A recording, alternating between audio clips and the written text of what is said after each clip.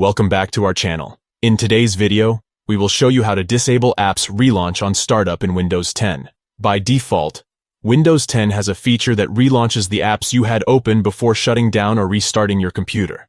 If you prefer a clean startup without any previously opened apps, this tutorial is for you. Let's get started. To begin, press the Start button located in the bottom left corner of your screen.